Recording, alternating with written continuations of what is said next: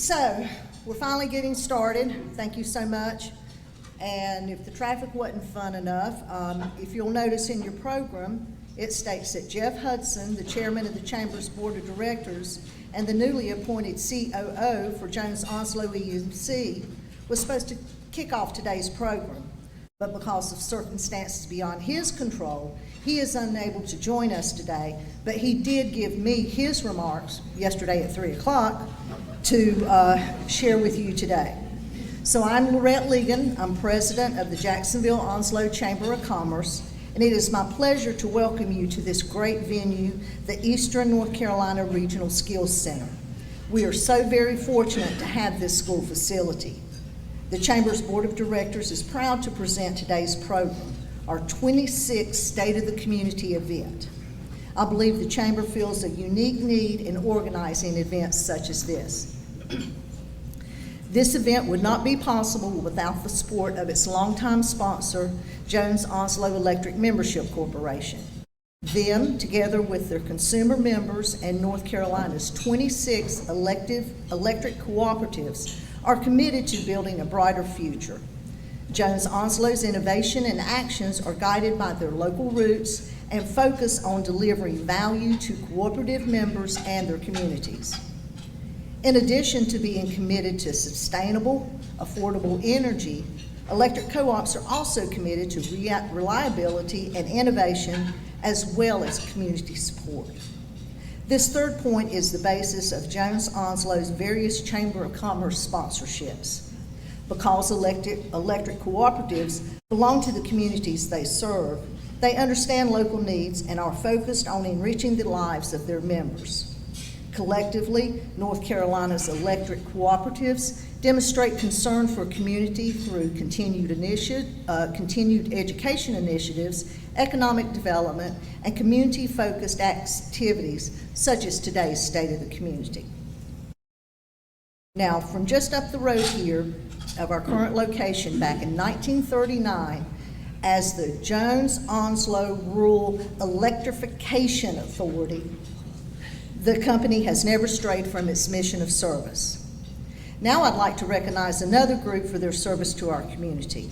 We have many elected officials that have joined us today. I'll ask everyone to please hold your applause until I've called the names of all of our elected officials that were able to join us today. And as I call your name, please stand. And I don't think I saw George Cleveland come in, so see you next time, George. Onslow County Board of Commissioners, Chairman Jack Bright, Vice Chairman Tim Foster, Commissioner Royce Bennett, Commissioner Paul Buchanan, Commissioner Mark Price, and I do know that Walter Scott had to leave, Onslow County Sheriff Hans Miller, Jacksonville City Council Mayor Sammy Phillips, City Council Member Bob Warden, and from our Onslow County School Board, we have the Chairman, Bob Williams, and we have Ken Reddick. Let's show them all some appreciation.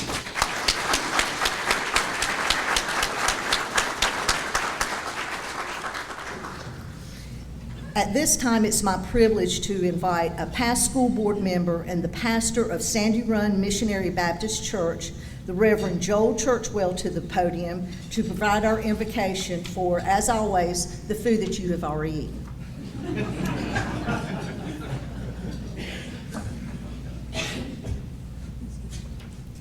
Let us pray.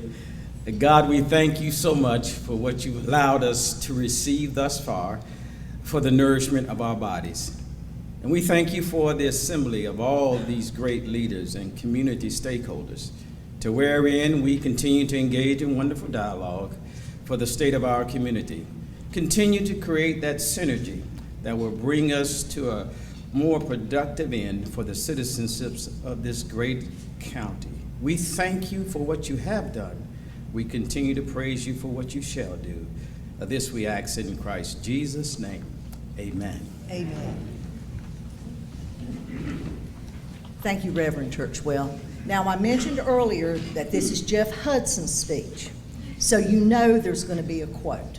So here we go.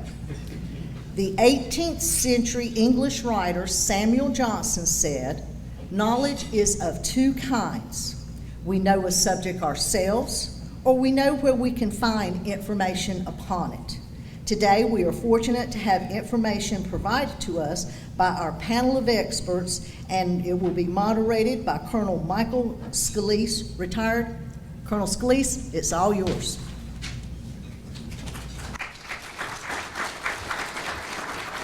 Thank you, Lorette. I appreciate that. Okay, this thing is running. I didn't do a weapons check before I came up here. My apologies. So we'll go ahead and kick this off. You're not here to listen to me, so it's enough about me. So if we could go ahead and if we could bring up our speakers today, I'll go ahead and we'll introduce you to those leaders that are going to be providing their sage comments. So if you could bring it up. Dave's knocking down. Dr. Penny, Dr. Burlingame. So thank you again for the introduction. So as they're getting comfortable and pulling up their notes, I'll just kind of lay out the rules of the road.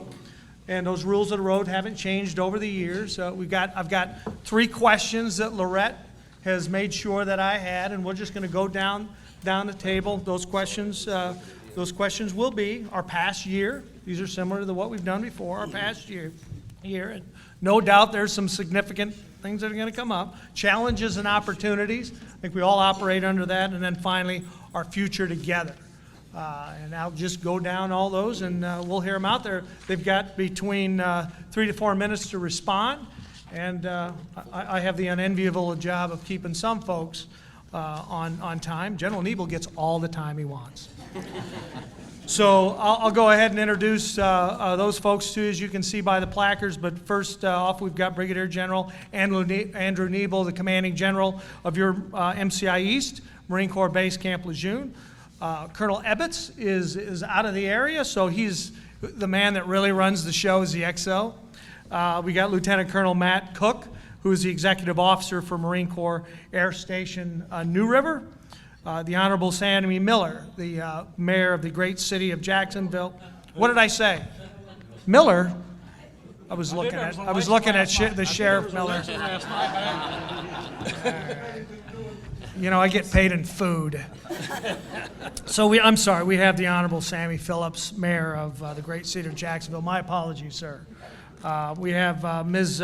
Sharon Griffin, Onslow County Manager, as well as Dr. Barry Collins, the Superintendent of Onslow County Schools, Dr. Penny Burlingame Deal, sitting next to Chief Executive Officer, Onslow Memorial Hospital, and Dave Heatherly, President of Coastal Carolina Community College. Welcome, and we look forward to your comments today.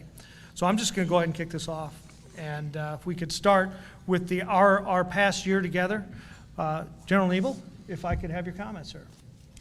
Sure. Yeah. First of all, thank you all for attending and sticking out in the traffic and making it here. I want to thank, and I don't know that any of the chefs to be are in here, but the culinary arts and hospitality students for the meal this afternoon. It was excellent. So if they're not, I hope they're hearing through the walls. And it's great to be in this new facility. I can't wait to take a tour. I've heard a lot about it. But over the past year, a lot has happened. I'll start out by saying very proud of the staff. I feel like I'm a conductor on a train. I jump on for the ride here for 2 years, and then I get off after the end of 2 years. But not long ago, the base was awarded the Commander-in-Chief's Installation Excellence Award for 2020.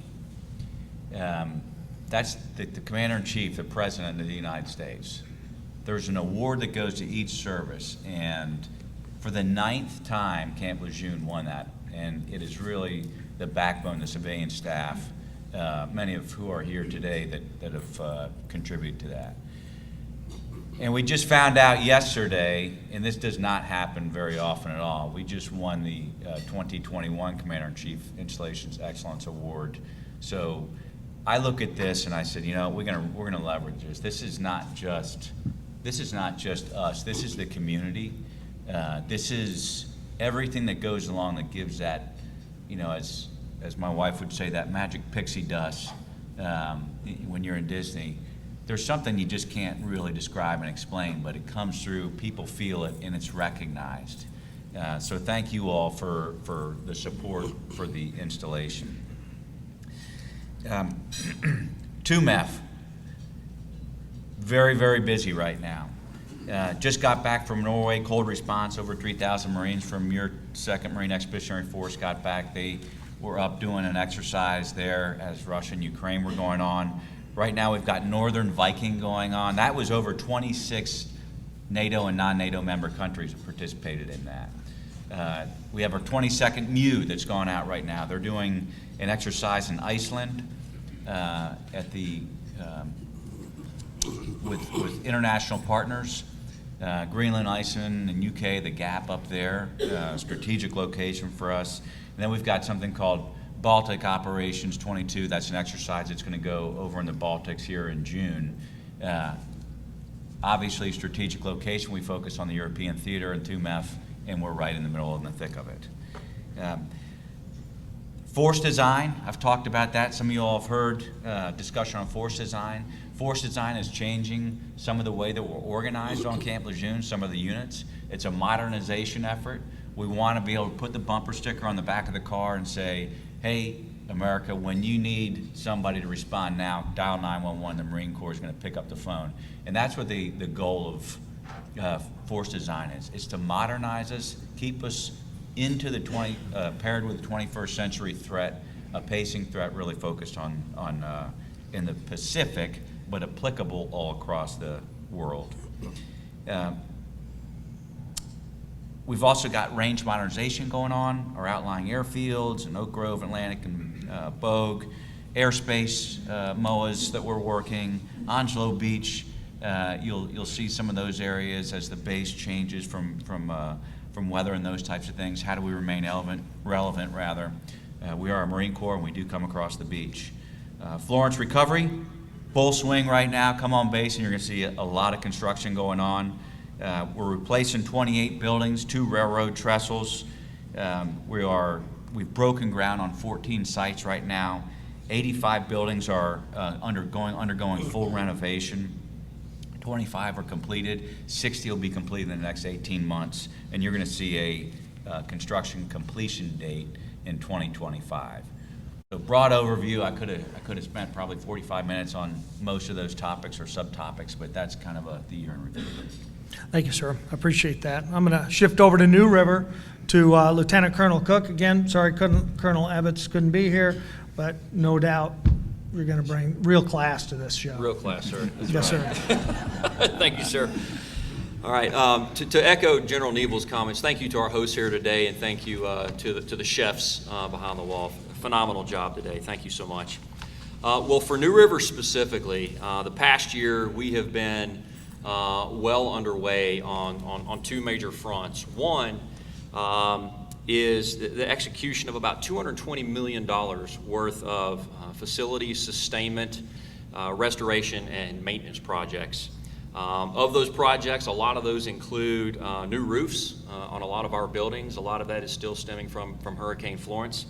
Hangar and warehouse renovations, airfield lighting and repair, some repairs to our runways and the mats where we park the aircraft, as well as hangar fire detection systems upgrades. And secondly, New River has also been in progress on about $360 million worth of military construction projects. So these are new projects, new facilities that are coming up to include a 3-module Type 2 hangar that can house 3 squadrons. So brand new hangar. An additional parking garage, additional space on the flight line to park aircraft, stormwater infiltration basins, a new barracks, a new hangar for our C-12 aircraft, a new medical clinic aboard the air station, as well as a CH-53 and MV-22 mechanic schoolhouse facility aboard the installation. And upon a completion of these projects in late 2023, we're poised to be the preeminent air station in the Marine Corps, and that's right here in Jacksonville. Thank you. Appreciate it. Now, I'm going to jump around a little bit, only because you know, if there's a theme that comes from the base, that's the importance that education plays to our readiness aboard the installation. So, Dr. Collins, I'm going to jump over to you, sir, and if you could mention some of the highlights you've had for the last year.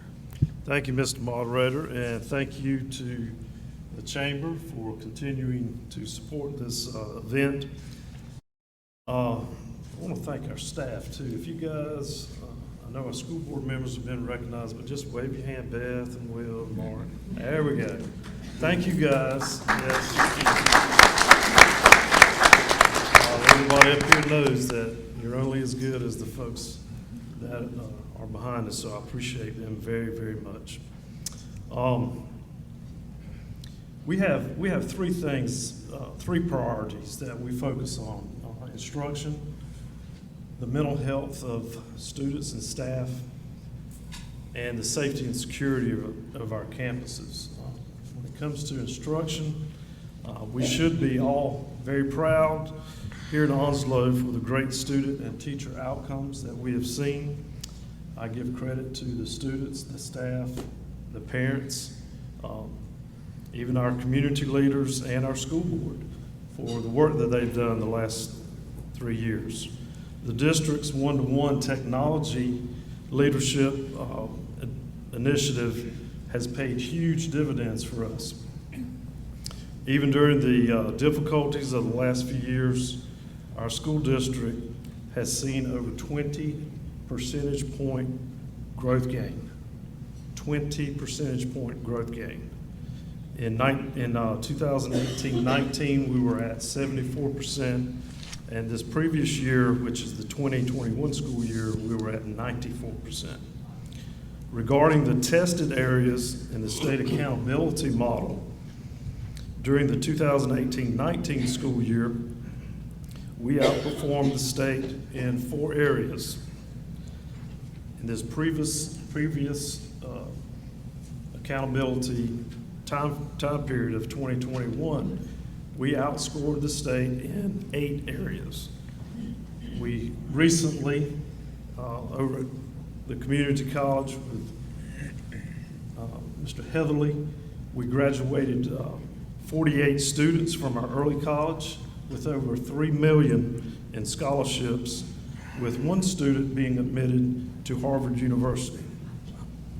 Regarding our priority for mental health, we've added some key positions this year: 4 social workers, 3 school nurses, 2 guidance counselors, and a school psychologist.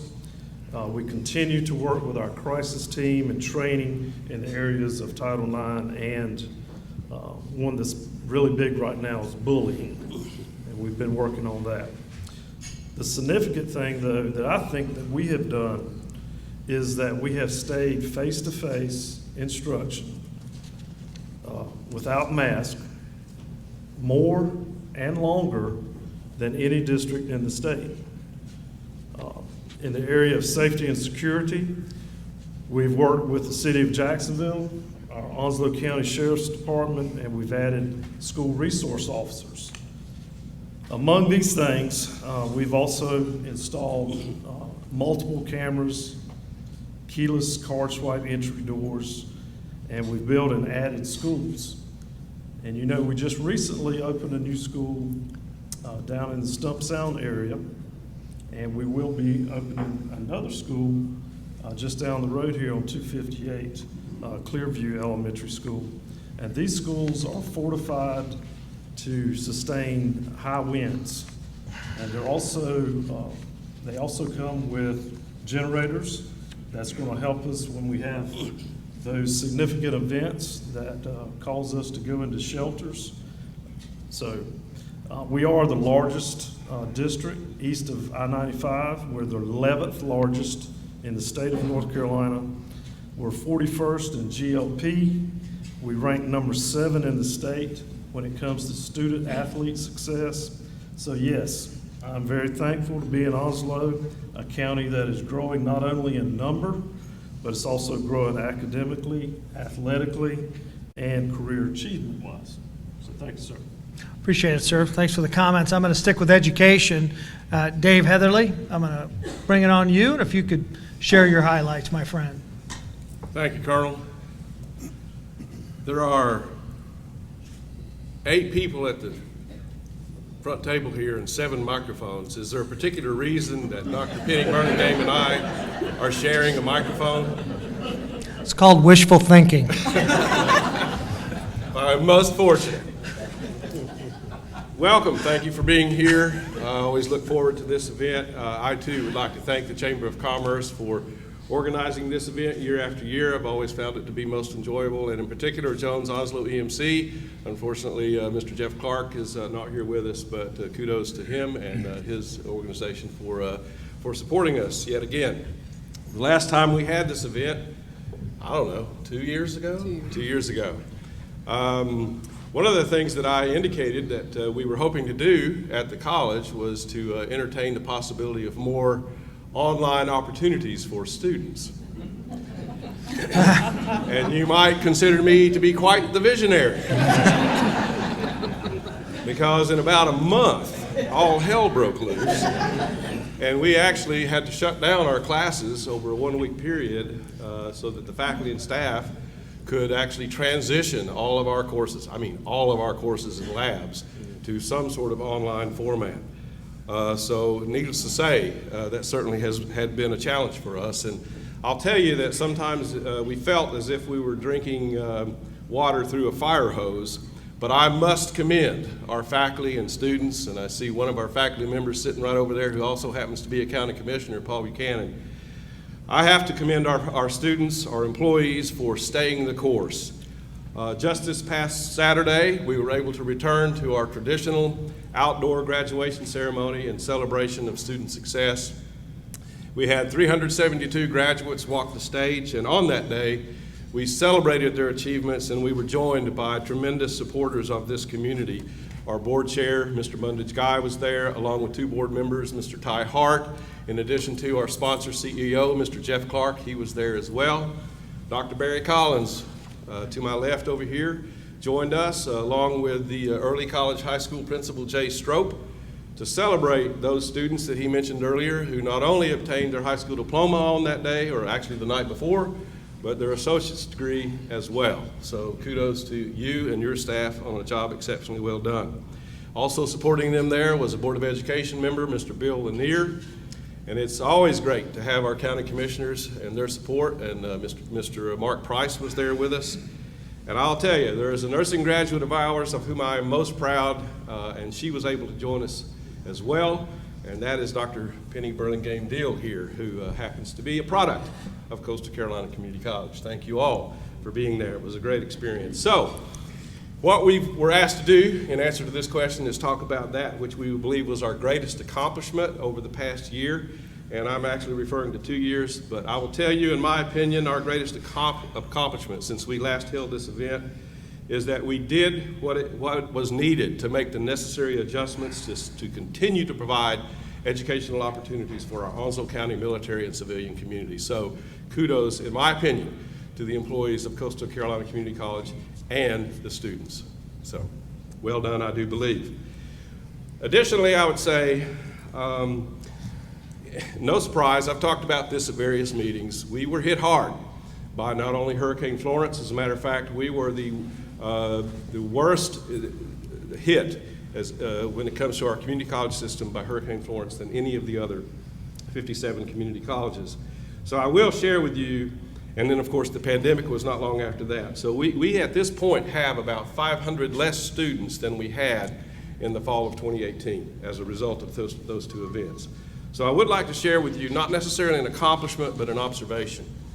Even in light of all that, there are 2 areas at our college where we actually experienced an incremental increase each year in participation. One had to do with dual enrollment. Dual enrollment is a program whereby high school students, with the permission of their principal, can take college classes while they're in high school. And that's not necessarily the early college. It could be students from any one of our 7 surrounding high schools. In addition, we've seen an increase every year in short-term workforce training and development. And I would have to say that because of the excellent relationships that we have, not only with Onslow County Public Schools, but our military partners, and due to the leadership of Dr. Collins, General Niebel, and Colonel Ebbets, we have seen a tremendous increase as far as the participation in those programs, and I do believe it provides a valuable service for our citizens, our students, and their futures. One of the things that we, as you know, we do have the early college. That program started 5 years ago. We have now had 2 graduating classes. Dr. Collins mentioned the number of scholarships that have been made available to those students. One actually to Harvard. That young man, I had a question in a meeting that we had the other day as to whether or not the courses that young man who's going to Harvard, whether those courses would transfer to Harvard, and unfortunately they do not. Our articulation agreement is focused on North Carolina University system schools, and we do have agreements there, and those courses do count. But in talking to that young man, myself, he is not concerned at all. He has said to me, attending the early college high school here in Onslow County changed his life. He, and what you didn't add, going to Harvard has a full ride. And so he is not concerned at all. He feels that he will learn from the experience that he gains at Harvard. So kudos, again, to you and all of your staff. We do have skill bridge programs with the military, whereby in their last 6 months in active duty, military have the opportunity to take short-term courses which guarantee their employment upon discharge. And so General, Colonel, thanks so much for that opportunity. As a matter of fact, I'll talk a little bit later about how we hope to expand on that in the future. So I hope you would agree that good things are happening at your community college, but that certainly doesn't mean that we don't have our challenges. And we will be, as I understand it, talking about that here in just a minute. As long as our moderator doesn't fall asleep at the wheel, we should be able to move along. So stay tuned. Based on your long comments, you about lost me, Dave. You did a little nodding there. That's okay. But I do appreciate your comments. That was really well done. I'm going to, at this point, we're going to move it to Dr. Burlingame Deal. Big challenges coming from you, and we look forward to your comments. Big challenge is just trying to get the microphone away from Dave. That's why we didn't give him one. Yes, ma'am. Thank you. Welcome. And it's as we're talking about accomplishments, I would be completely remiss if I didn't recognize the folks who are truly responsible for some of the accomplishments I'm going to talk about. And that would be our board members. We have with us today, I'm just going to go around the table, Mr. Alford, Miss Julia Collins, Mr. Ralph Taylor, Dr. Albano, Mr. Charlie Gibbs, and then we have, who will always be board members in our heart, Sarah Wilchin. Reverend Joel Churchwell is also a board member, a current board member, and Royce Bennett. And if I have left anybody out, I so apologize for that. But thank you for all that you do for us now and in the past, and that you continue to support Onslow Memorial Hospital. Our senior team members, thank you so much for everything you do to make our hospital current and relevant and safe and providing quality patient care all the time. We have Aaron Tallman, Joe Malfitano, Thomas Jenkins, and Dr. Stephen Spencer. So raise your hand, folks, say hello. Again, can't talk about accomplishments without, giving a shout out to my team. I really don't want COVID to dominate this conversation, although it could. And as I said that, I'm going to go ahead and talk about COVID. But my big quandary when we talk about this is if we're talking about accomplishments, and then we're talking about challenges, well, they fit the bill for both. And here's why. It certainly dominated a lot of our time and energy these past 2 years. And I view it as an accomplishment because what we accomplished during COVID, and I'm going to go over, I have a list at 4 minutes. I have a list, but we were able to accomplish so much, and why it's so important to me is because of the collaboration. And I mean collaboration across the board. That one word came to mean so much as we experienced something we'd never experienced before, a global pandemic throughout this community. We had collaboration. I would text Sharon Russell every morning. If she didn't hear from me, she'd say, "Are you okay?" Griffin, sorry, Sharon. Trying to help you. Try it. Sorry. Sharon Griffin, wonderful leader and a terrific support person. But there was county collaboration. There was Onslow County Health Department collaboration. There was collaboration within our hospital among departments and teammates and people who really, they operated in different areas of the hospital, and you wouldn't expect them to collaborate. But they did, because we had one goal, and that was to get on the other side of COVID, to get on the other side of the latest surge. So a lot of things happened as well, in that we had things we had to put in place. Again, we never experienced. We had to, the first case was March 12th, 2020. That was the first case in Onslow County. And within a week from the time we made the decision that we've got to participate in dealing with this thing in a major way, not just because patients are going to come to Onslow Memorial Hospital, but because we have an obligation to our community. And so we set up a respiratory diagnostic center, did that in a week. Have we ever set up a respiratory diagnostic center before? No, but we had the guidance with UNC, incredible partners also. There's that collaboration and that partnership as well. We worked through, he's not here, but we worked through the stimulus payments and the FEMA funding and all of the paperwork that goes with that. We worked through all of that, never having done that before. We had a tent protocol for the ED. Why did we do that? Well, to keep the patients who were coming in, who weren't coming to our emergency department for COVID or potential COVID, to keep them safe. Ppe Coordination, you all remember that, there were constant shortages. Policies and procedures. So here's another thing that grew out of policies and procedures. We didn't have policies and procedures that addressed a global pandemic before, or how we deal with that in the hospital. But what we became was this organization that could very with agility, in an agile way, flex the policies and procedures to accommodate the latest surge. So I know it was not a people pleaser that we limited visitation, that we had restrictions to that. We had people who had to wear masks when they didn't necessarily want to do that or feel comfortable doing that. But we did that to exercise an abundance of caution and for safety for everybody around us. And that could be flexed. Surge is over, let's release some of the restrictions, let's see if we can go back to maybe some of the way it was. Community interfaces, surge response, contingency planning for capacity. I was telling Sharon at the table a little while ago, once the last surge was terrible. It was terrible for the organization and for the patients. Our hospital was full, and that was the difference. In the past, we didn't have a full hospital, but our hospital was full, and we had a significant number of COVID positive patients. At one point, because we had a packed house, I actually recall talking to one of the senior leaders to say, we may have to set up a mobile hospital. We may have to do that. That's terrifying. But we did flex with what we had within the four walls of the hospital. So non-traditional headspace where you could put a bed, where there was availability of gases, we did that. We did what we needed to do. And that is an accomplishment in the face of COVID with what we all just dealt with. So I apologize for bringing that up and talking about it again. I know we all have post-traumatic stress disorder, and I'm sorry for that. But it's worthy of note. And then I'll say this too.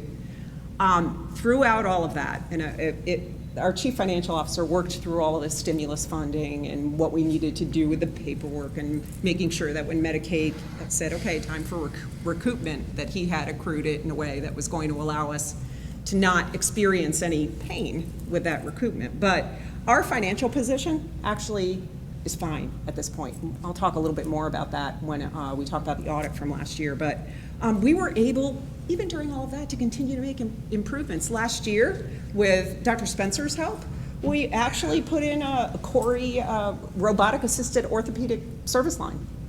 So state-of-the-art technology, along with so Corey, Maser X, the spinal surgery, and a Da Vinci upgrade, all robotic assisted surgeries. And again, in 2021, the authority's net position increased by about $9.8 million from last year. It's excellent. the factors that contributed over that were year-over-year volume improvements, but also. 1 minute, please. Revenue. You're trying to cut me off? I am, yes. Am I more than 4 minutes? Oh, How many? I have a lot to say. This is therapy for me, Laurette. All right, well, just let me tell you that in spite of COVID, we've managed to accomplish a lot, along with a strategic plan, restart, and I'll tell you more about that when we talk about the future. Thank you. Thank you, ma'am. We all acknowledge that, wow, what a big last 2 years you've had. And I mean, very, very interesting. I appreciate that. I'm going to shoot it over to Onslow County for Ms. Sharon Griffin and what you've got to say. Thank you, Mr. Scalise, and thank everyone who made today possible and for your patience in postponing it so everyone could get here. I'm a little nervous now that I found out he will actually interrupt us if we go over the time. And I think I said that Mayor Sammy was the one that was going to go along. Yeah, we did. Colonel We actually talked Scalise about it has at the no table. social skills whatsoever. Thank you, guys. I appreciate it. So anyways, 2 years ago when we last had this event, I was interim county manager, and our public health director, Chrissy Richmond Hoover, had just started with Onslow County. And then 4 days after our first COVID-19 case, I was sworn in as county manager. So it has been a really fun and remarkable 2 years. I will say in the last year, 18 months, we have accomplished extraordinary things. We really have. Our team at the county, all of the agencies that we work with, the folks that we work with here at the table, we've pulled together to do things that we probably would never have believed we could do. The COVID-19 response and our vaccine delivery, I'll touch on briefly. Obviously, as Dr. Burlingham responded, it was a big deal for us to deal with COVID-19, and we all worked together on that. The testing that we pulled together, the contact tracing, the daily communications, because we learned something. We learned that most of our citizens and most of our employees could deal with just about anything if they just knew where they stood, if they knew what was going on. We didn't understand what was going on completely with COVID-19, but we wanted to get out there the information that we did know. Between December 2020 and December 2021, we delivered 53,246 vaccine doses, and those are still being delivered. During this time, we added about 11 temporary staff members. Other than that, we just pulled together everybody we had on our team. We reassigned them, we trained them to do different jobs, and we set up a vaccine clinic. And we had never set up a vaccine clinic like that before, but we did it, and we're proud of what we did. And we learned that if we pulled together and everybody was willing to do something completely different than what they'd ever done before, we could continue to serve citizens in a way that had changed very dramatically. During this time, we've also had the fortune, I would say, of having CARES Act funding and Arpa funds. And Laurette had asked us to share a little bit about what that did to the county and how we utilized that funding.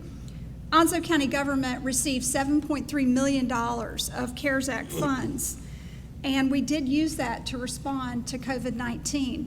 We had quite a bit of protective gear that we had to buy. Sheriff Miller and his team at the Onslow County Sheriff's Office, our extensive EMS staff, our social workers, most of our employees could not go home and be in quarantine or to be safe from any spread. They had to continue their jobs in contact with citizens. And we had to provide PPEs in a fast hurry when that came about. We also used it to develop our vaccine sites, to administer those vaccines, and to hire those temporary staff workers for contact tracing that I mentioned earlier. We also had new language interpretation services, because when you're talking about a pandemic, you have to reach everyone. The other thing we did is we made sure we could keep the phone bank open all the time with that CARES Act funding. Lisa Whitman-Grice is here today. She's over our Citizens Phone Bank in addition to doing about 5 other jobs at the county. But what we realized is that there were people in the community that simply needed to call every day and ask questions and needed somebody kind that would answer the phone and give some good information. During the first 4 months of our Citizens Phone Bank for COVID, we received 1,371 calls. It continued to increase, and in the last 4 months of 2021, we received more than 4,500 calls to our Citizens Phone Bank. We also used the CARES Act money to develop our virtual learning academies. What those did is it allowed parents who are also essential workers to have somewhere to take their kids when the schools had to send kids home for temporary period of time. It was really important that we keep certain folks out there on the road and doing their job for the safety of our citizens. And finally, CARES Act money was used for congregate and home-delivered senior citizen meals. We had folks in our community that weren't sure they could go to the grocery store or had lost their resources to get there, and we were able to provide meals that were vital to those folks. We also received ARPA funding. We've received about half of the $38.4 million that Onslow County will receive for ARPA funding. With this money, we are hiring additional public health staff. We have learned that a pandemic is something that's even dramatically different from what we thought. We did have emergency services plans for a pandemic, but what we learned, it is much bigger than we thought it could be. So we have hired more public health staff so that we're ready if this comes back or if something else comes our way. We also provided pandemic pay, and we're expanding our emergency operations center, so we'll be ready for whatever comes along, including severe weather. We're expanding senior services, and we are funding additional mental health services in our community. We're also purchasing additional communications equipment, again, because we've learned some lessons. It's important that we get the word out. Our Board of Commissioners has also provided, out of our ARPA funds, a $5 million grant to bring additional affordable housing. And with the current state of our economy and the inflation that we're all experiencing, that's something that's very important for all the members of our community. Overall, our past 2 years have been very tiring. We've asked our staff to do things that we never thought we'd ask them to do, and they rose above our expectations. And we appreciate our Board of Commissioners, many of whom are here today, and all of our citizens who have helped make all of this possible. Did I do Thank you, okay? ma'am. I appreciate that. Am I do. within the time? I do. Well, it was a little over, but that's Okay, all fine. right. Good on you. I wasn't going to say anything. I was going to let it go because I'm still reeling over how I introduced the mayor. Finer man never lived. So, Mayor Phillips, if you've got your comments, we're ready to listen. Okay. Well, first off, I want to say that when I was sitting in my truck, stopped dead in the middle of the highway here on 258, with about 15 minutes to get here, I started wondering if this was ever really meant to be. But I want to thank you guys for persevering and sticking it out and being here today to listen to what we have to say. First off, I want to talk about my accomplishments first because the challenges are just too depressing right now. But I do want to kick around some of our accomplishments. But first off, I do want to congratulate all those last night. I'm glad this election's over with. I know a lot of you are.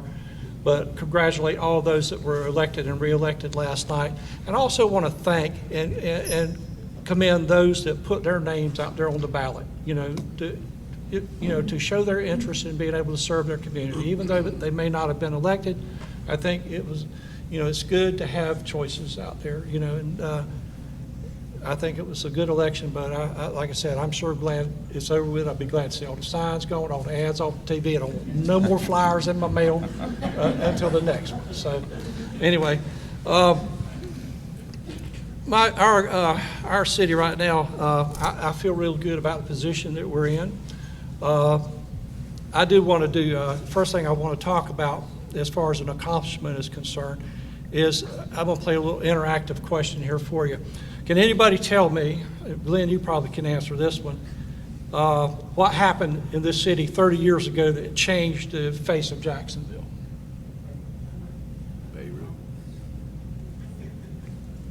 Okay. I didn't realize it either until we started calculating the time on it. But that is when our council that was in office, the elected officials at that time of the city, made a leap of faith, and they purchased 218 acres of land in what is now Jacksonville Commons for the price of $436,520. That's a heck of a deal, folks, by the way. You won't get it anymore. But today, that land is the Commons, and it's the home of a nice gymnasium, a senior citizens facility, ball fields, tennis courts. Actually, some schools are out there. It's just turned out to be a very, very nice feather in the cap of the city of Jacksonville, I think. And it's been a very, well, is that the timer? Keep going, sir. That wasn't me. I haven't been talking that long, have I? Oh, okay.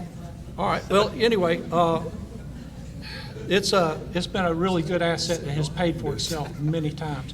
And just last month, like I said, we spent almost $500,000 on it to buy it, or they did.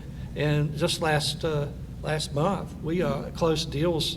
Well, we sold 8 acres of land to one place who's going to relocate. That's formerly the Partnership for Children, and they're going to relocate their facility. That's their planned facility on that 8 acres in the Commons. We sold it for $1 million, and we also have two contracts on, I think it's 17 or 18 acres of land for $2 million. Also, we're going to have some affordable housing, and also senior housing is proposed for those those lots there, those acreage. So, with that said, the city council that we have in office, being visionary, we just completed the purchase in Williamsburg Plantation of 400, it's like almost 400 plus or minus acres of land that we're going to use for recreational purposes. And when I say recreational purposes, I'm not talking about just ball fields and that sort of thing, but this is futuristic. Whatever we, the people decide they want to see out there, that's what we're going to do. And over the months, we're going to be having conversations with different groups. We've already talked with our city's recreation board, got their input. I think our next step is the Williamsburg Homeowners Association, because I'm sure, before we start kicking up dust over there, we probably need to talk with them a little bit too. But we're going to be touching bases with a lot of the groups in the community to get their input, and we'll figure out from there. But nothing's going to be built today, nothing's going to be built in the next few days, but we're talking about the future of Jacksonville. And to go along with that, that is the epicenter of growth in our city right now. There's planned developments all over that area, especially like over where the River of Life Church is, and places like that, over in that northwest corridor. I do want to give kudos to somebody, and that's our state senator, Mike Lazzaro. I know he's not here today, and he probably wouldn't want me saying a lot, but touting his what he's been able to do. He's completed a year in the North Carolina Senate, and he's done really well for us for this region. He's brought in to the city of Jacksonville $20 million for the sewer extension that will go from 17 North area out to Fire Tower Road, where our plan is, along the Ramsey Road corridor. That'll give us some room for growth. The city will have an avenue for growth there. $10 million for one place. Museum of the Marines of the Carolinas, you procured $26 million. Sturgeon City benefited from this. YMCA plus the city of Jacksonville got $1 million additional for paving streets, which is a big issue, a big hurdle challenge for us. You held your, how many am I at now? Well, it's better than the 22 I took that one time. But again, like I said, we'll get around to the challenges we face. But again, like I said, we're going to be seeking public input on what we're going to do with that Williamsburg property. And again, echoing what was said about the COVID-19 situation, we dozed, but we never closed. I mean, well, we did kind of close because we kind of limited access to City Hall, but we never stopped operations. So, you know, we still picked up your garbage, we still picked up your yard waste, we still put police out on the streets, we answered fire calls. That's a good thing, right? And you know, we're able to accommodate our citizens with the services that they have come to expect from us. And of course, we went through redistricting. I'm not going to get down in the weeds with that, but you know, it was a very successful venture with the redistricting committee. They did a great job. I think the city's in good shape after that. And I do want to mention the fact that we have demolished our 150th structure in the city of Jacksonville to make it a cleaner, nicer place, eyesight-wise. So we've done all that, and I'm going to stop at that point because I'm running into. Thank you, Mr. Mayor. I appreciate that, sir. And let's head now to our next question, which is our challenges and opportunities. And General Nebel, sir, if you could start us off with that. Sure. Thank you, Mike. Plenty of challenges to go around. Lots of, you've heard most of them. These themes are going to start resonating, I think, as the speakers go on here. But I'll start with, 27 months into COVID. We're not ever going to declare victory on that one, but we have really deliberately hit it. Our Naval Hospital has done extraordinary things here. And, it's control the cluster. You're not going to control, the single cases here. But the reality, this is starting to decline a little bit, but we still are on it with contact tracing, vaccinations, and just really hypervigilance there. Florence, right now, you see the nightly news. Go look at gas prices now, cost of materials, labor shortages. $3.6 billion, I think General Alford was up here last time, talked about that's what we're going to put into Florence recovery, which we have. But you saturate a market when you try to get things done in 3 years with that much construction. So that's been a challenge. Every time we break ground, I get nervous on a project because until it comes out of the ground, it starts stabilizing a little bit. And these are major construction projects, but getting something out of the ground is tough, and that comes with change orders. I've never seen a perfectly planned construction project ever. And change orders now are, you can double and triple the cost of what you think it's going to run. So you're eating into your contingency right off the bat before you're a quarter of the way through your project. That's a challenge for us, and it's something that we're really trying to pay attention to and stay on top of. Housing, high volume. Summertime is coming. You all know that with summertime comes a lot of permanent change of station orders for military folks. The cost of housing is ballooned. The cost of the rental market has gone way up. What has that done on base? It's driven a demand for housing, the on-base housing, but our inventory is finite. Florence damage, we haven't recovered all those homes. There's some that have been demolished. That's going to be a challenge this summer. We had congressional interest last year when you have folks that show up with a U-Haul truck and a dog and a family in the truck, and they're expecting to move into a house, and the house fails their change of maintenance inspection. And then what do you do? So there are going to be ways that we're looking at temporary lodging expenses, BAA rates, basic allowance for housing rates. That doesn't happen overnight. That's a Department of the Navy, Office of Secretary of Defense controlled rate. And you got to go do surveys and get averages and all that. So it's a lag behind what is happening on the ground in reality. So housing is going to be a real challenge, and it's going to be a challenge, I think, both in the community and on base. Schools had a superintendent luncheon in March, and not only the DODEA schools, but class size limits, I think for K through 3. There's a ceiling there as the population increases in eastern North Carolina. It's a challenge. How do we go about getting good quality continued good quality education for folks when you have increased populations, and it's, you know, schools don't go up overnight either. Great teachers aren't made overnight either. So those things, and it's the same with on base, same with our Dodea schools. You've got a committed, great workforce. You've got a great staff in almost all cases here. But the population increase really presents a challenge to our schools. Things like spouse licensure, when you have folks that are moving, teachers have to get relicensed, is a big challenge for maintaining quality substitute teachers and full-time employment for our schools. Trying to align calendars with federal holidays and the things that we do here with state and local breaks, that's always a challenge, and we're making some headway there, and we really appreciate the support in that regard.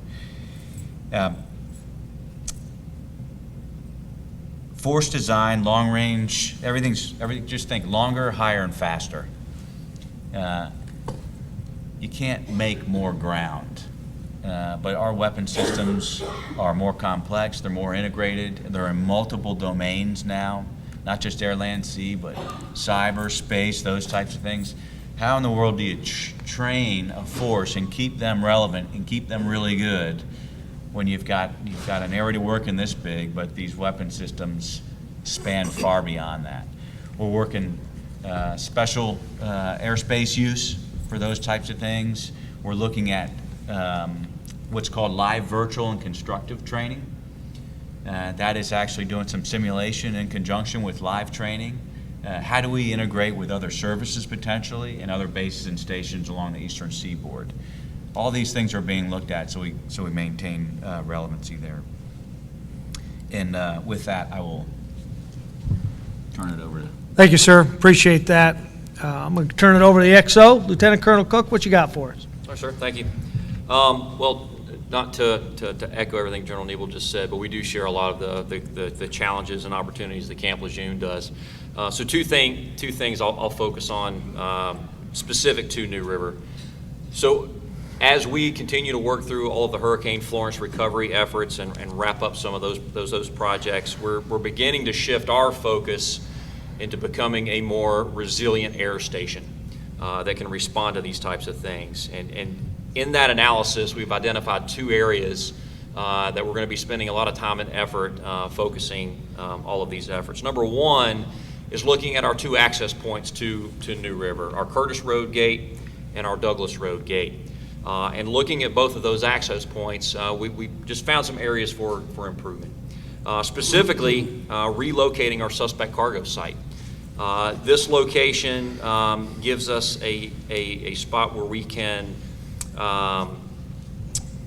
vet traffic coming onto the installation, both the DOD vetted traffic and unvetted commercial traffic, moving that to a separate location to provide a safer spot and more appropriate place to conduct those inspections. Will also help us with getting it away from the main road artery coming onto New River, and getting it away from some of the commercial side of New River and away from Pace housing. But secondly, we're looking at the gates themselves, proposing a military construction package to add in some additional swing arm gates to allow us the ability to physically close those gates, both outbound and inbound traffic onto the air station, to give us a little bit more control at those access points. That project's being coordinated with NCDOT as well for a future project that will come to install we'll call it a flyover, kind of like think an off-ramp coming off of 17 to come over 17 onto the installation to help with some of that traffic congestion that you see outside the air station there. And then lastly, the second area we're beginning to focus a lot of our efforts is the relocation of our aviation fuel farm. So the location where those tanks are now is essentially in the center of the airfield. And there's a lot of built up area around that by moving this into the flight line is going to give us a little more flexibility with our ability to receive fuel and provide fuel to all the aircraft, as well as provide us a safer standoff from any type of contingency associated with those fuel tanks. But that project's going to be briefed next month, and we're hopeful to begin that in fiscal year 28. That's it. Thank you, sir. I appreciate that. A big partner for the base is Onslow County. So at this time, I'm going to go ahead and transition over to you, Sharon, and I'm interested in hearing your comments. Thank you, sir. And challenges and opportunities, we've had plenty of those in the last year or so. I would echo something that was already stated earlier today, and that's about inflation and just the price of housing.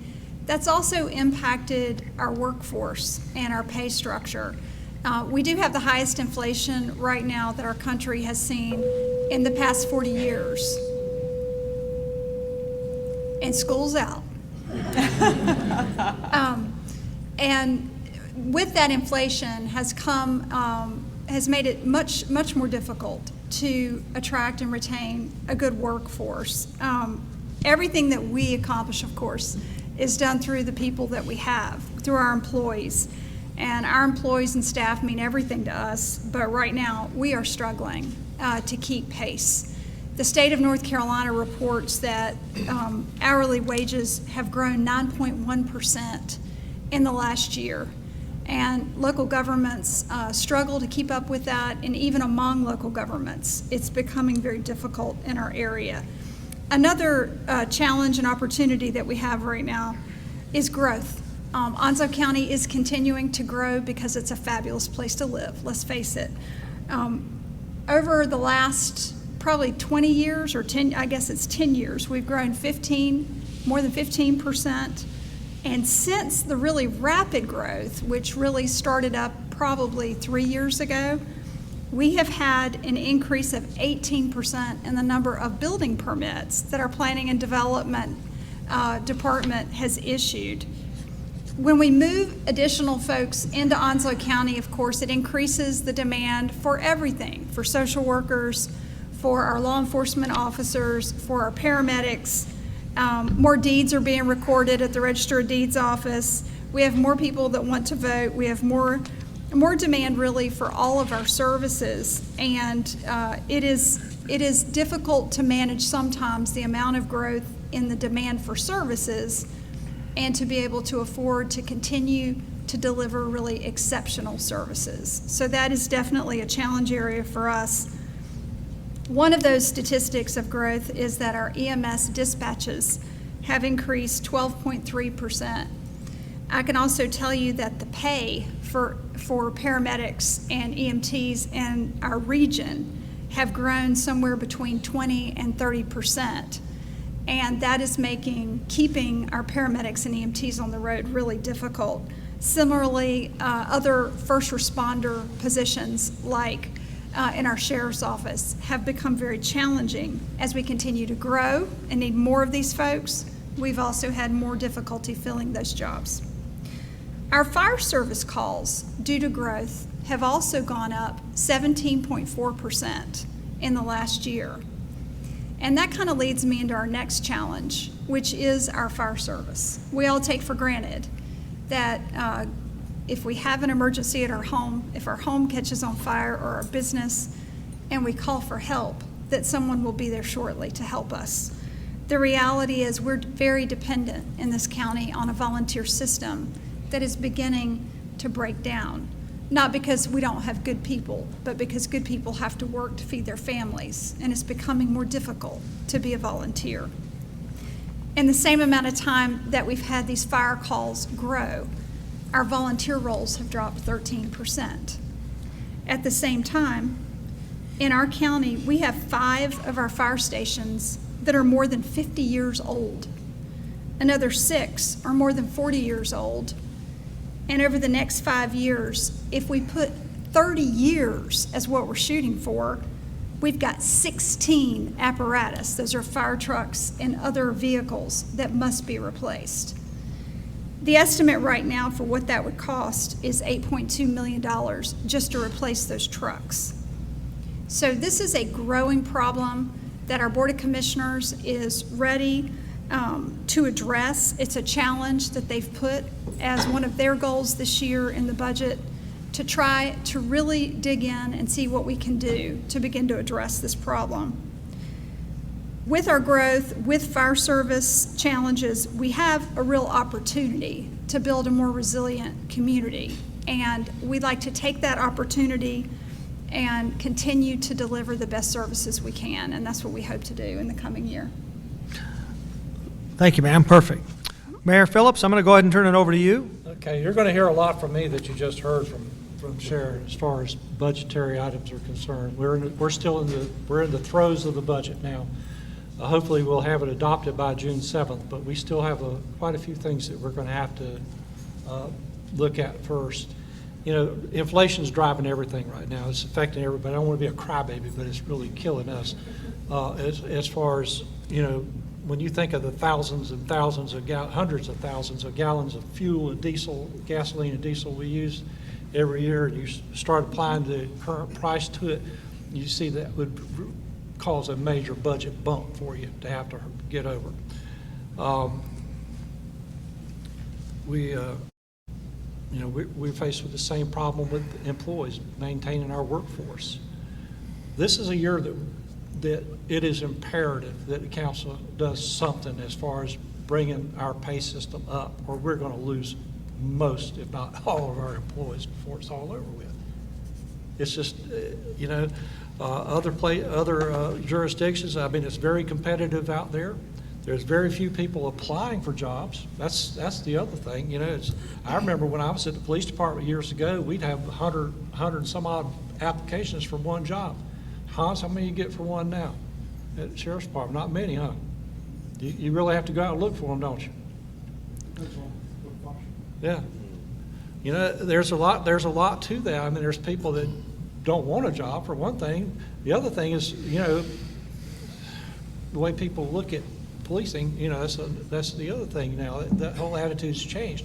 Hopefully it's going to come back around. You know, I think it will. Eventually it will, when people have enough exposure to crime, which is actually gone through the roof everywhere, just about, except for Jacksonville. But, you know, we're very fortunate here in our city to have the low crime rate that we do. I attribute a lot of that to our police department, sheriff's department. I attribute a lot of it to our military presence here. You know, you mold your folks. You know, a lot of people always say, well, don't you have a lot of trouble with those Marines down there, you know, when they get out there, you know, on their time off? No, we don't. It's not that. We don't have that problem. You know, they're more mature. You know, they say the crime age is from, 15 to 24 is your highest, you know, percentage of people that commit crimes or get involved in criminal activity. But, you know, our Marines, a lot of our Marines are within that 17 to 24 age group, but, you know,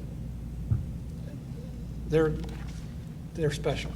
Our military is special. And we certainly do appreciate the presence that they give our community and in our community. We just actually had our cooperative planning group meeting last week, you know, where we meet with our base command folks. General Nebel there, he was there for his first one, and we discussed quite a bit of things that we can do cooperatively, you know, that, you know, work for on one side of the fence and the other. We've been able to do a lot of things that has saved the federal government and our citizens, our taxpayers, lots of money by doing it cooperatively. City streets. And that's always been a big issue for us. It was in the last mayoral election. It became a issue. The streets, I'll tell you what's the truth. Our streets are in sad shape. I get out there and walk a lot, you know, even in Northwoods, where you see cracks in the streets, you see potholes. The problem we have is financing road maintenance and repair.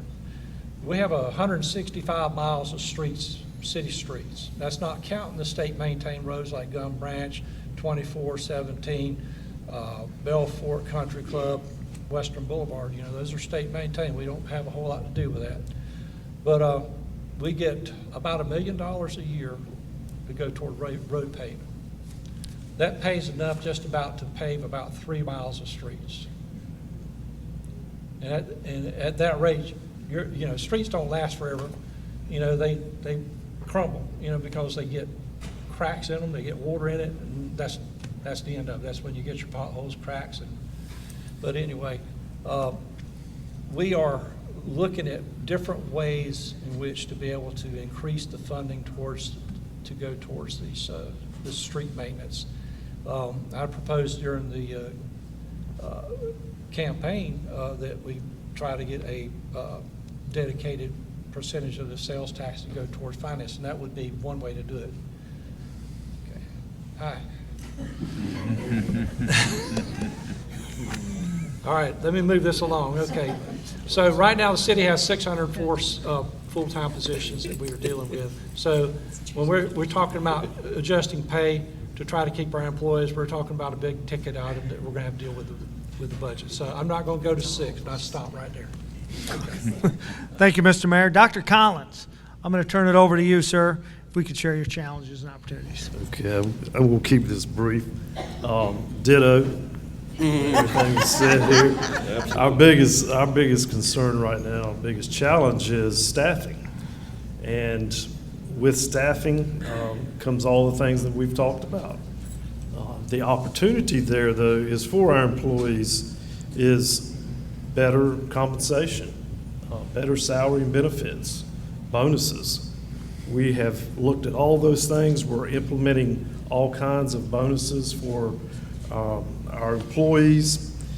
And the one thing that I will say that's a little bit different is in looking at the teaching profession, we have just started, and Dr. Krennick is here, she initiated this, a future teacher of Onslow program here in Onslow County. We met in this room last month and we had 50 students attend that.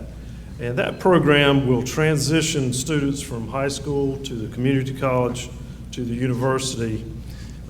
And hopefully through that process, we get those kids to come back to us and teach here in Onslow County. So that's one of the things that we're very proud of to be looking at and moving forward. And I would encourage any of our students out there who would, I didn't know what I wanted to do when I was in junior, senior in high school. You might want to look into this one because what it does, it will get you, into these programs at a very much reduced tuition. Parents out there, if you're thinking about, okay, my kid, I don't know really what they want to do, this may be an avenue for them, so please take a look at it. Thank you. Appreciate it, sir. Thank you. Dr. Burlingame Deal, what do you got for us? All right, well, there's a theme going on right now because our greatest challenge is probably staffing.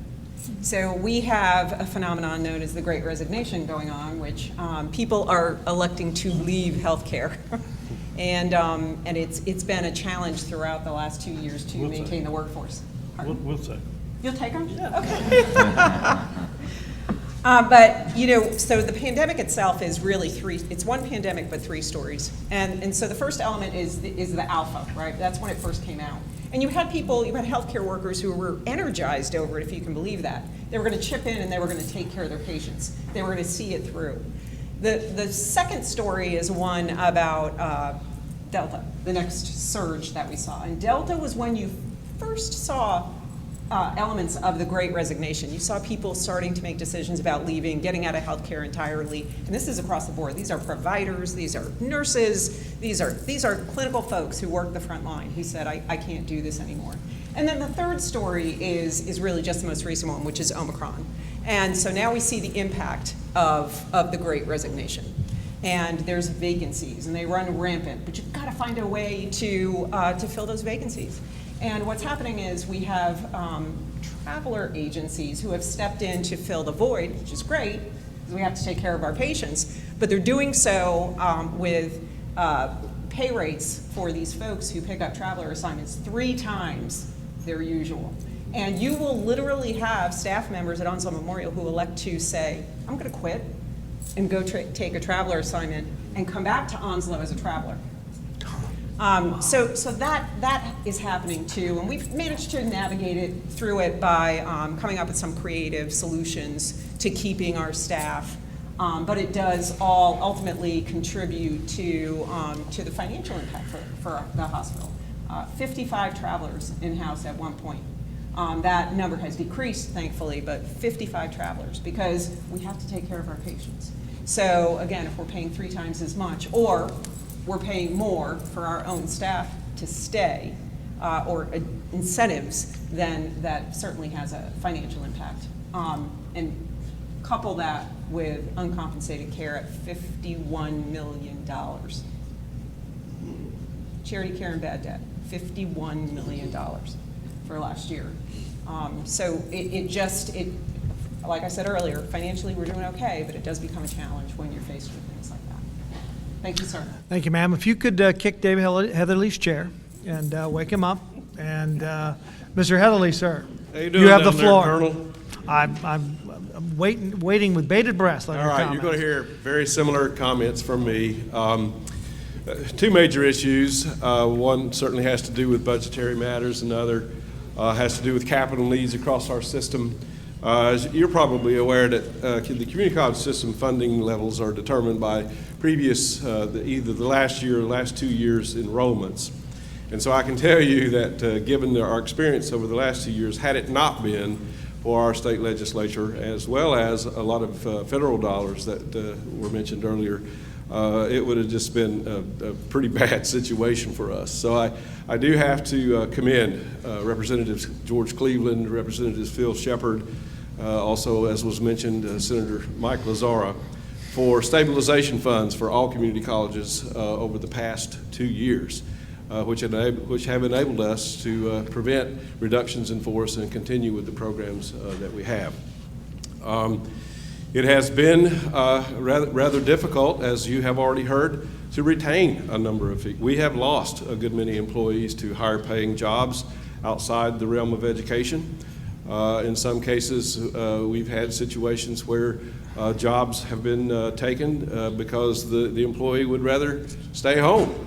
And that is not something that we feel at the community college level is necessarily the best for our students. So we've had our challenges. Our faculty and staff have not received a raise, or had not received a raise since the fall of 2018. And just this last year received a 2.5% increase. And while I don't want to come across as unappreciative, when you take into account our economy and inflation, we're losing ground here. We are not really able to be competitive. We lost a diesel instructor over a year ago and had to discontinue that program for 1 year. And we fortunately just recently hired a new diesel instructor. So the challenges are there. I can tell you capital needs, General, you were talking about the fact that nothing seems anymore to be under budget and on time, and I can attest to that as well. Sharon talked about aging facilities. We have, of the 15 buildings that are on our campus, 10 range anywhere from 40 to 50 years old. The one which is 50 years old, which is the Ragsdale building, the oldest building on our campus, should be imploded. Maybe we could sell tickets and make money that way, I don't know.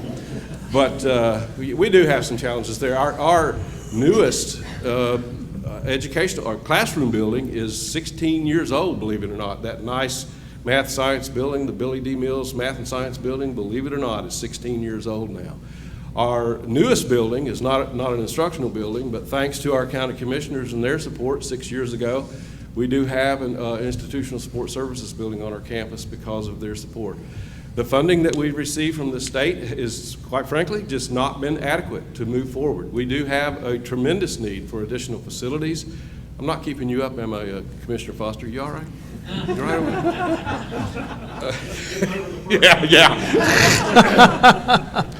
When we built the Math Science building in 2006, that was about $10 million. And there's no way in this world that you could build another building similar to that right now for, I think, anything less than at least twice that, maybe even more so. So the challenges are there for us. We do seem every year to be faced with doing more with less. But I am encouraged by the conversations that we have with our state delegation as well as our county commissioners. I think everyone understands the problem. Everyone wants to do their very best to help with the problem, and based on the various commitments that I've heard, I am optimistic in the future that we will be able to progress as we should. And I'm going to end it there. Are you impressed? I am, and you know what I'm going to do, Dave? I'm going to keep it with you. So we're in the home stretch.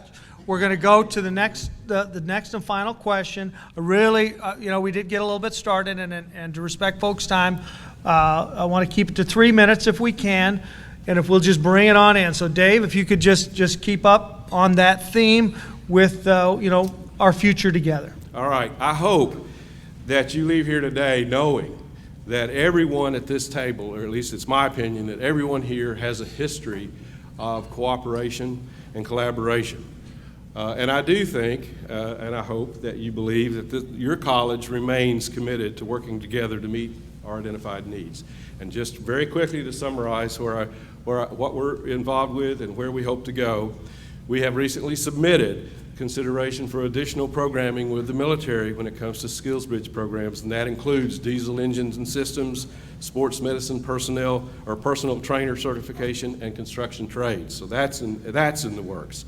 We're having discussions with Onslow County Schools right now about the possibility of another early college, but this time it would be focused on what's called career and technical education, what we traditionally think of as trades and vocational. I think it would be a great program. Don't want to put you on the spot there, Dr. Collins, but there you go. All right. We're working with Onslow County and the various municipalities and volunteer stations around our county to continue with the master planning for a training site at Georgetown for our firefighters. We also are waiting now for the development on Bear Creek as a first responder campus. Once we have an easement approval from the Department of the Navy, we will be moving forward with that. We continue to work with Mark Sutherland and his staff with Jacksonville Onslow Economic Development toward enhancement and recruitment of a workforce and economic development. And I think I would be remiss if I did not mention the continued cooperation with our health care providers, such as Camp Lejeune, Naval Medical Regional Center, and the 2nd Dental Battalion, certainly Onslow Memorial Hospital, and others who continue to provide valuable clinical experiences for our students. And that includes our nurses, our medical lab technicians, surgical technology, phlebotomy, and dental students. So thank you so much for that.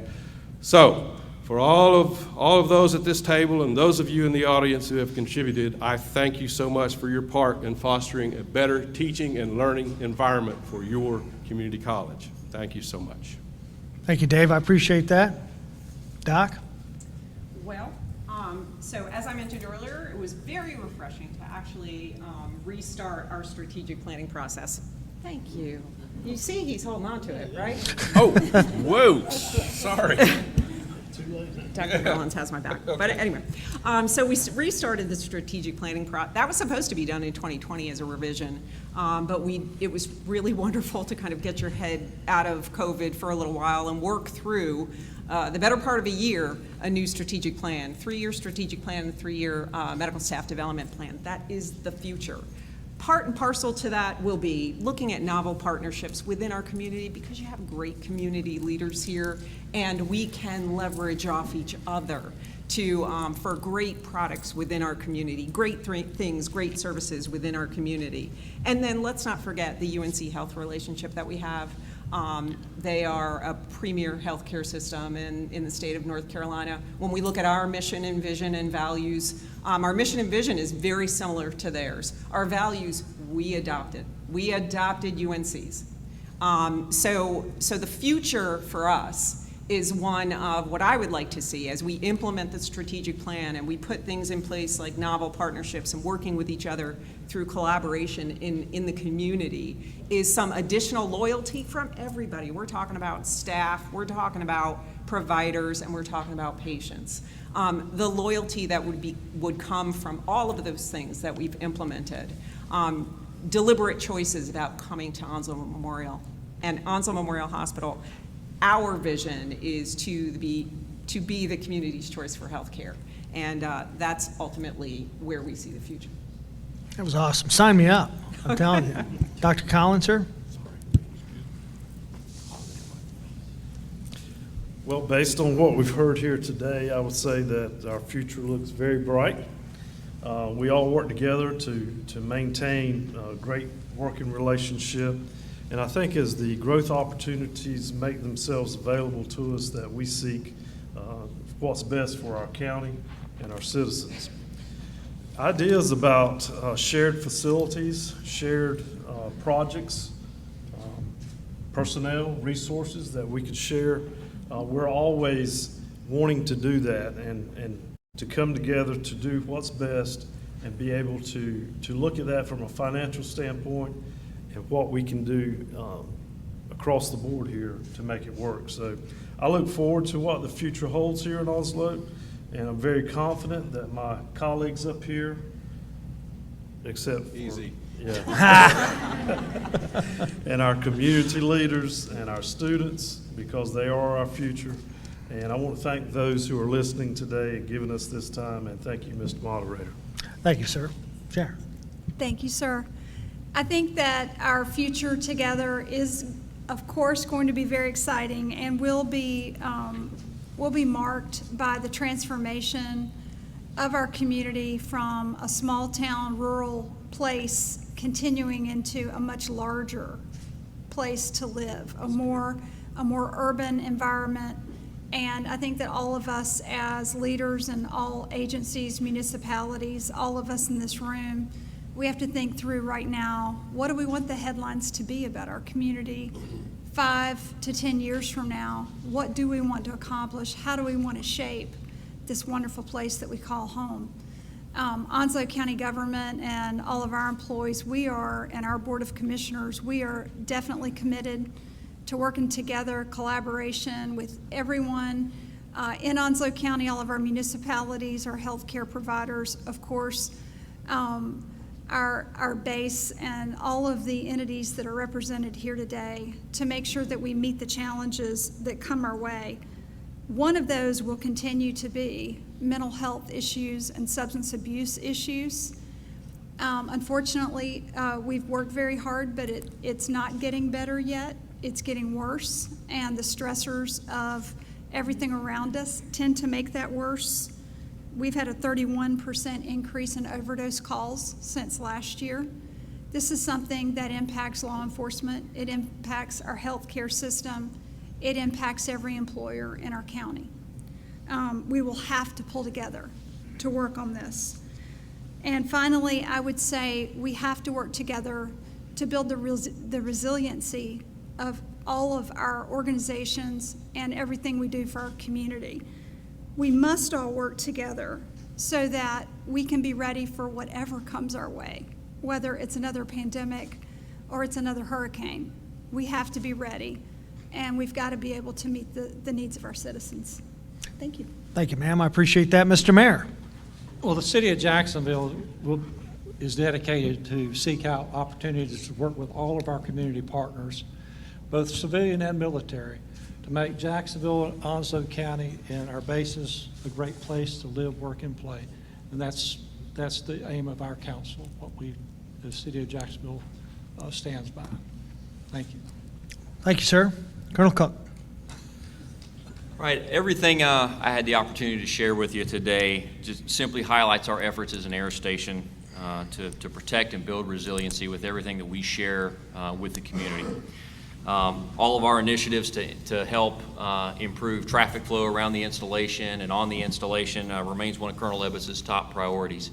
And we're going to continue to work with NCDOT to get these projects funded, scheduled, and completed. All of our current future planning efforts will continue to strengthen our partnership with the city, with the county, and the state of North Carolina. And I look forward to the future. Thank you, sir. General?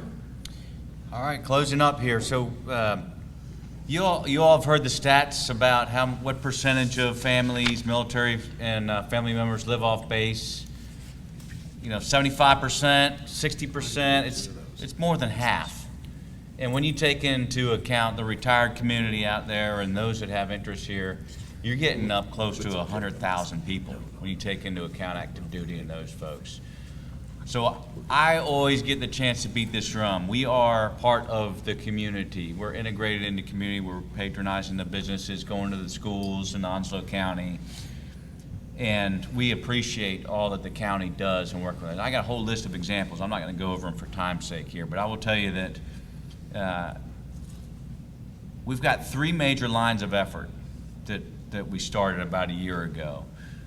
One is to build to the future. We talk about resilience. We talk about hurricane recovery. We talk about being able to sustain not only weather impacts, but also the dynamic impacts of change in the Marine Corps, change in the growing community, those types of things. So we need to build with the future in mind. The second one is deter the threat. Threat comes in a lot of different forms. The cyber domain's a big one for us. Every day we're getting hit, and there's folks trying to identify and find out what's going on behind our fence line. You've also got the physical threat that our law enforcement and so forth are working with our Naval Criminal Investigative Service. It's a partnered approach towards deterring a threat. And the last one, and the most important one, is to strengthen the alliance.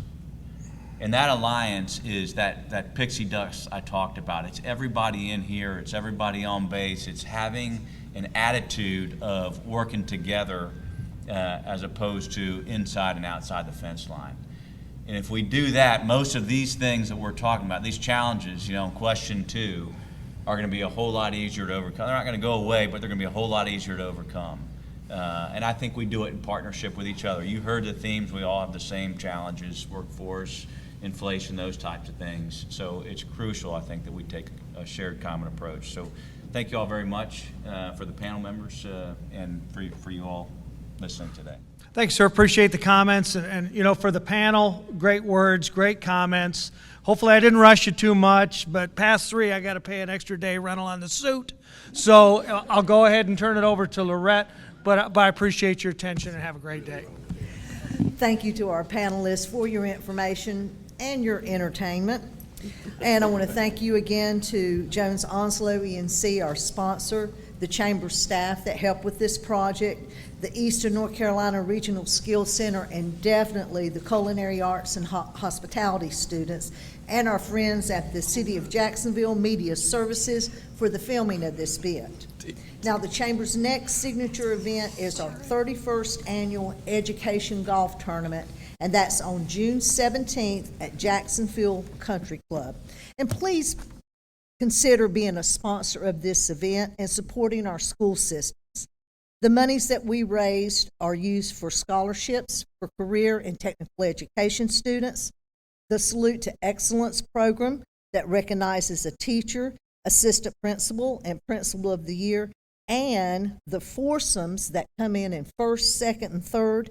They'll select a school in Onslow County to receive some cold, hard cash. So we've all been given the gift of information today. Let's take it with us and work together to make our community the best it could be. You have information about the golf tournament on your tables. And with that, ladies and gentlemen, we stand adjourned.